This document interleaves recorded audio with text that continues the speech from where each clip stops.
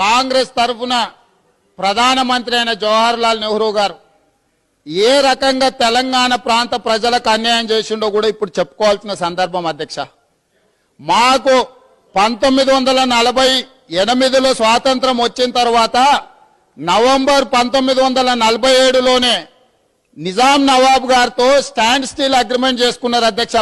మొట్టమొదటి ప్రధానమంత్రి హోదాలో జవహర్లాల్ నెహ్రూ గారు 1947 అక్టోబర్ నవంబర్లో నిజాం నవాబ్తో స్టాండ్ స్టిల్ అగ్రిమెంట్ అంటే మీ సంస్థానాల మీద భారత ప్రభుత్వం ఎలాంటి బల ప్రయోగం చేయదు, మీ సంస్థానాన్ని మీరే ఏలుకోండి అని చెప్పి భారత ప్రభుత్వం తరఫున జవహర్లాల్ నెహ్రూ గారు నిజాంతో ఒప్పందం చేసుకున్న మాట వాస్తవం కాదా?